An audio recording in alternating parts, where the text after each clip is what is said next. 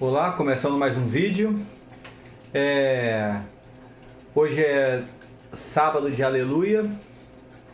O que acontece no sábado de Aleluia? É dia de linchamento, né?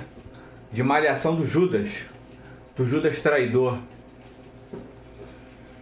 No sábado costuma se vingar a morte de Jesus Cristo, né? Através do linchamento do traidor.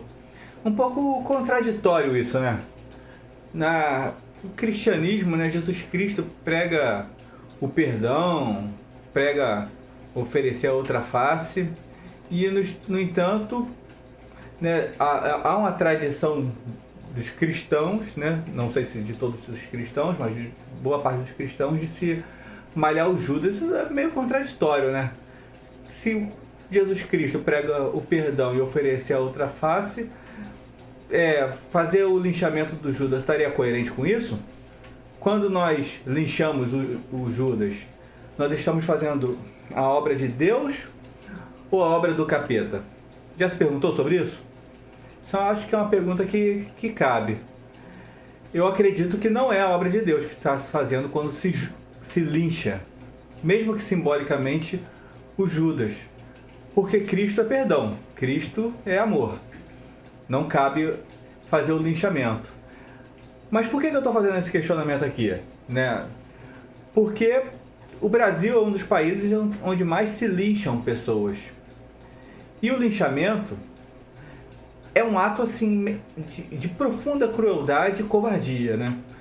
O linchador, normalmente, não se sente culpado, se sente livre da responsabilidade do ato, porque o ato de linchamento é coletivo, a culpa é da multidão.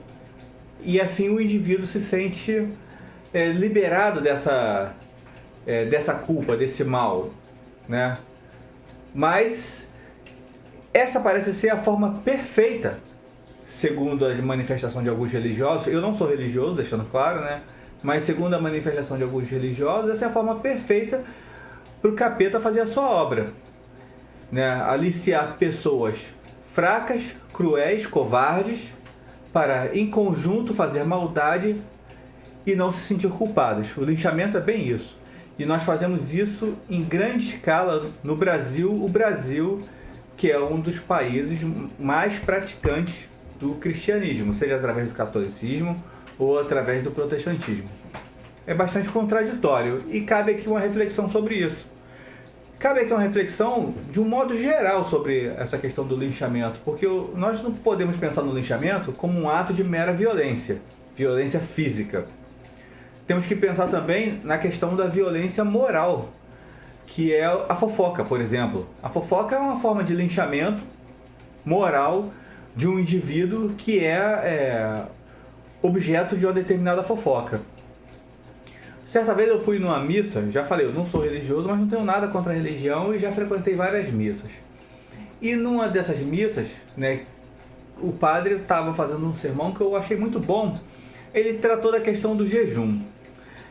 Foi muito interessante a abordagem que ele deu. Ele falou que o jejum não se trata apenas de você fazer uma renúncia à gula. É uma renúncia, na verdade, a todos os apetites humanos, né?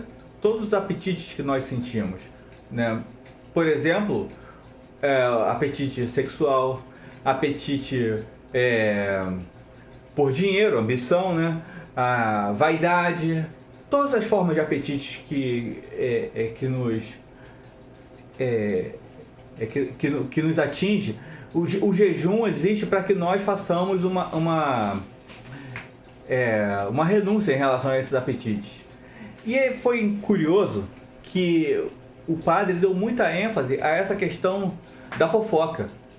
Ele dizia, olha, um dos apetites mais aguçados hoje é o apetite pela fofoca. Então, se você está fazendo jejum, esforce-se por não fofocar, esforce-se por fazer menos fofoca, né? E eu fiquei refletindo sobre essa questão, principalmente porque em outra discussão, aí no âmbito mais filosófico, sobre a questão dos apetites, né? Que acho que Platão trata dos apetites, o próprio Sócrates trata dos apetites, né? Mas em um outro estudo, foi feita uma discussão sobre a questão de que os apetites competem entre eles. Então, por exemplo, o apetite pela fofoca pode eventualmente inibir outros apetites. E isso tem a ver também com a discussão que surgiu recentemente sobre a questão da redução do apetite na sociedade atual por sexo, né? Nós estamos num tempo em que as pessoas menos praticam sexo. Tem vários estudos que apontam para isso, Então fica aquela suspeita de que, assim, será que as pessoas estão exercendo mais o apetite da fofoca e reduzindo o apetite por sexo? Será que as pessoas estão trocando fofoca por sexo? Parece ser uma troca ruim, né? Mas dado que, né, hoje, isso é bastante constatado, as pessoas fofocam mais, muito mais, né? Na verdade, depois das redes sociais, a fofoca se industrializou. E as pessoas também fazem menos sexo, né? Como vários estudos também mostram, parece que as pessoas estão fazendo essa troca de fofoca por sexo. Não parece ser uma troca muito boa, né? Mas, enfim. Então, fica, sei lá, a ideia, né, que nessa Páscoa, né, desse domingo de Páscoa, vamos orar para que as pessoas, sei lá, façam mais sexo e fofoquem menos. Porque, sei lá, transar é uma forma de amar, né? Agora, fofocar não tem como ser uma forma de amar. Fofocar é apenas uma forma de odiar. E a gente já fica sabendo que as pessoas que fofocam muito provavelmente não fazem sexo. Então vamos buscar, sei lá, parceiros, namorados para essas pessoas serem mais felizes, fazerem mais amor, dar mais amor e deixar a vida dos outros em paz, fofocando menos. Fica aqui a ideia, né? Tem um caráter de brincadeira, mas também tem um caráter sério. A fofoca é um veneno social, ela realmente destrói relações, ela destrói ambientes, destrói grupos sociais. E é muito melhor elas buscarem, os fofoqueiros buscarem um parceiro para fazer sexo, distribuir amor, vão ser felizes e parem de fofocar. O objetivo desse vídeo, na verdade, não era falar sobre nada disso, eu só aproveitei o contexto da Páscoa. Na verdade, eu queria mesmo responder ao Ricardo, que prestigiou o meu último vídeo dando uma resposta, né? Fez uma crítica bastante interessante e mostrou que ele não foi indiferente ao vídeo. Então, primeiramente, obrigado ao Ricardo, ao Fred, né? Ou alguns chamam ele de Nicole, que eu sei. Obrigado pela participação e eu vou tentar dar uma resposta muito breve aqui aos questionamentos dele, né? Que é o seguinte. Bom, sobre a questão, eu vou me ater só ao que foi o principal do vídeo anterior.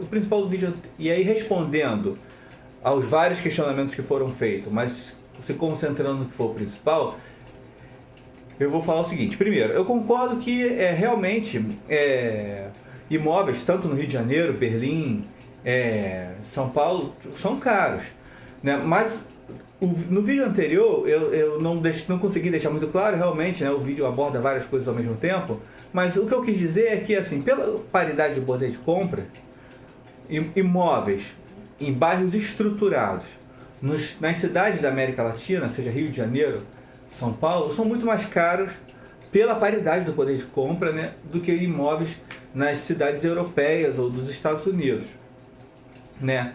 Isso por uma razão, assim, que me parece que a gente vai concordar nesse aspecto. Nas grandes cidades da América Latina, alguns poucos bairros são suficientemente estruturados. Os outros são impraticáveis, não tem infraestrutura de transporte, de lazer, etc.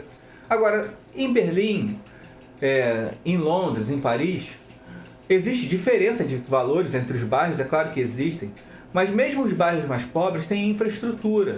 Então, um trabalhador lá pode morar num bairro mais afastado, que ele vai morar num bairro com infraestrutura, né? Ele não vai morar num bairro luxuoso, mas um bairro com infraestrutura mínima. E isso faz toda a diferença, né, na questão do impacto na vida dele, ele morar num bairro que é estruturado, que tem estrutura de transporte, num bairro que não tem transporte, que não tem infraestrutura nenhuma. Era esse o link que eu queria falar, né? Outra coisa é relativa ao tamanho das cidades, né? As cidades da América Latina são inchadas demais, são grandes demais, com populações enormes. São Paulo, por exemplo, tem 12 milhões de habitantes. As cidades europeias que são muito grandes, por exemplo, Paris, sei lá, acho que tem 8 milhões de habitantes. Londres, eu não sei quanto tem, mas enfim, todas têm uma população menor do que São Paulo. São cidades extremamente bem estruturadas, com metrô espalhado pela cidade inteira, todos os bairros têm linhas de metrô. Então mesmo quem mora eventualmente no bairro mais afastado de Londres, de Paris, né, ele consegue chegar com certa... Ele tem mobilidade na cidade. Agora, quem mora em São Paulo, Rio de Janeiro e nas suas regiões periféricas não tem mobilidade. Isso tem um impacto muito grande na qualidade de vida e na produtividade desse trabalhador. Outra questão é que nas cidades pequenas, europeias, alemãs, né, essas cidades pequenas, além de serem bem estruturadas, elas têm emprego. As pessoas que moram nas cidades pequenas trabalham nas cidades pequenas. E, de um modo geral, a indústria, por exemplo, eu dei o exemplo, né, da Alemanha e da Itália. A indústria da Alemanha e da Itália estão nas cidades pequenas, né, no caso, principalmente no norte da Itália. Estão nas cidades pequenas, elas não estão nos grandes centros urbanos. E as pessoas que moram lá trabalham lá, tendo acesso fácil ao seu local de emprego, portanto isso tem um impacto muito positivo na sua produtividade. Então, por tudo isso, por uma questão meramente de infraestrutura, né, a produtividade do trabalhador da América Latina acaba sendo muito afetada por uma questão que é alheia ao caráter do trabalhador em si, né? Não quer dizer que o trabalhador não seja esforçado, que não tenha seu mérito, que não tenha seu empenho, mas a infraestrutura que obriga o cara que mora, por exemplo, na região metropolitana de São Paulo, na região metropolitana do Rio de Janeiro, a ficar 5 horas no transporte público, a produtividade dele vai ser muito impactada, isso não tem jeito. Então ele é prejudicado. É claro que outros fatores pesam bastante também na produtividade, como eu falei no outro vídeo, a questão da educação, né, principalmente. Mas o meu ponto principal é a questão da infraestrutura. E como que eventualmente a infraestrutura de algumas cidades da América Latina não se deslancham porque grupos mafiosos se organizam para impedir que aquelas regiões se desenvolvam. E isso tem sérias consequências na história da vida de determinados trabalhadores. Por exemplo, um trabalhador que precisa perder 5 horas no transporte público, ele dificilmente vai conseguir conciliar, por exemplo, trabalho com estudo. E aí ele já está impedido naturalmente de melhorar sua produtividade porque ele não tem como se qualificar. E aí ele é duplamente penalizado por essa questão da infraestrutura.